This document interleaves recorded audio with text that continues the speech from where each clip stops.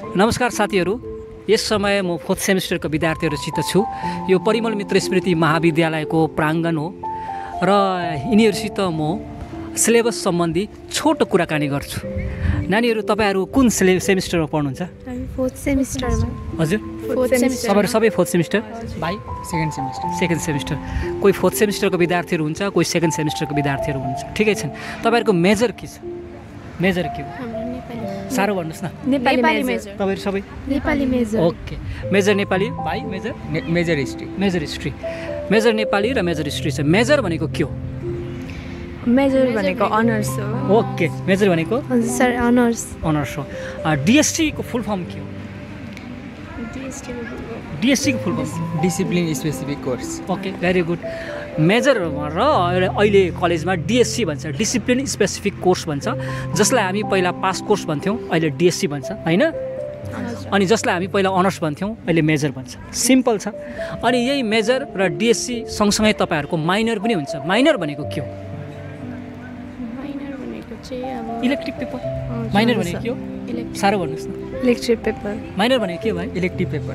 Minor भनेको elective paper. Minor के छ तपाईँहरूको?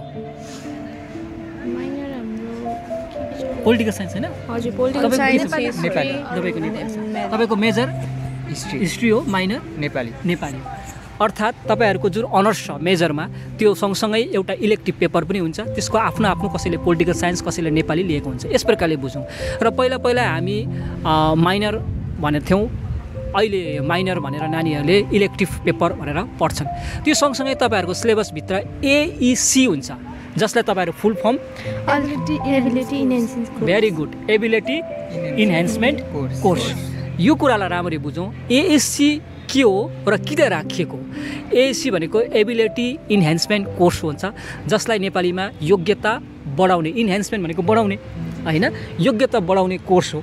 र योग्यता बढाउने कोर्समा तपाईँहरूको एएससी दुई प्रकारको हुन्छ। एउटा कम्पलसरी इङ्ग्लिस, अर्को अल्टरनेटिभ इङ्ग्लिस, माइल भन्छ, एमआइएल, मेजर इन्डियन ल्याङ्ग्वेज, र अर्को अल्टरनेटिभ इङ्ग्लिस। ठिक छ। मेजर इन्डियन ल्याङ्ग्वेजमा तपाईँहरू यहाँ हाम्रो कलेजमा के छ?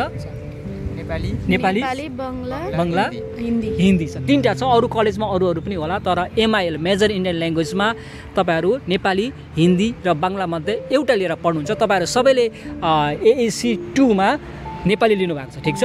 नेपालीमा पनि तपाईँहरूको ग्रामर पढ्नुपर्छ, व्याकरण र रचनाहरू छ, होइन? र किन राखिएको एनबियुले यो भन्दाखेरि तपाईँहरूको भाषा राम्रो होस् भनेर। किनभने यसमा तपाईँहरू नाम, सर्वनाम, लिङ्ग, वचन, क्रिया पढ्नुपर्छ, होइन?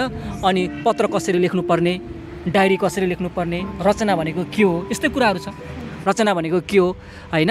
अनि प्रतिवेदन भनेको के हो, पत्र कति प्रकारको हुन्छ, पत्र कसरी लेख्नुपर्ने, यो सामान्य कुराहरू तपाईँहरू एएससी 2 माइल अथवा नेपालीमा पढ्नुपर्छ। र युनिभर्सिटीले यो राखिएको कुरा चाहिँ किन राखियो भन्दाखेरि तपाईँहरूको भाषा राम्रो होस्। भाषा राम्रो भयो भने तपाईँहरू राम्रो बोल्नु सक्नुहुन्छ, राम्रो लेख्नु सक्नुहुन्छ, राम्रो पढ्नु सक्नुहुन्छ, होइन? अनि भाषा राम्रो सिक्नु भयो भने तपाईँहरूको बुद्धिको विकास हुन्छ, तपाईँहरूको ज्ञानको विकास हुन्छ। किनभने भाषा सबै कुराहरूको एउटा विद्यार्थीहरूलाई अथवा हामी सबैलाई डेभलप गराउने, हाम्रो सर्वाङ्गीण विकास गराउने एउटा आधार हो। भाषाको आधार राम्रो होस् भनेर एएससी 2 मा तपाईँहरू नेपाली व्याकरण लिएर पढ्नु हुँदैछ। त्यसले गर्दा तपाईँहरू भाषा राम्रो हुनु पर्यो।